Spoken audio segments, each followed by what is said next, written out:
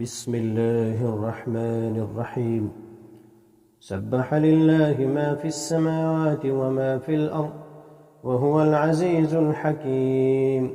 يا أيها الذين آمنوا لم تقولون ما لا تفعلون كبر مقتا عند الله أن تقولوا ما لا تفعلون. إن الله يحب الذين يقاتلون في سبيله صفا كأنهم بنيان مرصوص.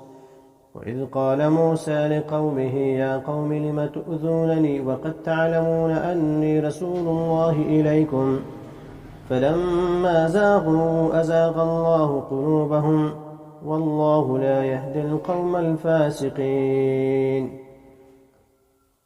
وإذ قال عيسى ابن مريم يا بني إسرائيل إني رسول الله إليكم مصدقا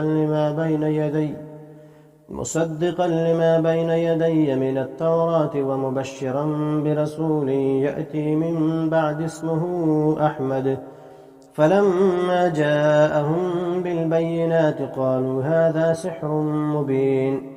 ومن أظلم ممن افترى على الله الكذب وهو يدعى إلى الإسلام والله لا يهدي القوم الظالمين.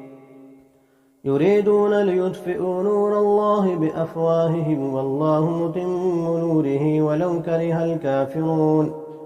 هو الذي أرسل رسوله بالهدى ودين الحق ليظهره على الدين كله ولو كره المشركون.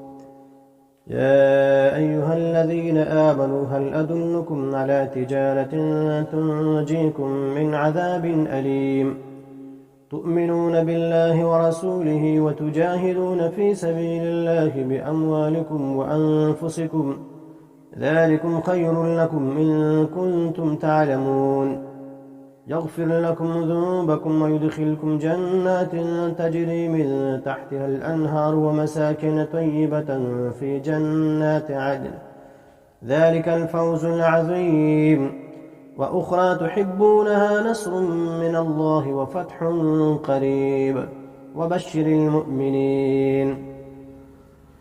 يا أيها الذين آمنوا كونوا أنصار الله كما قال عيسى ابن مريم للحواريين من أنصاري إلى الله قال الحواريون نحن أنصار الله فآمنت طائفة من بني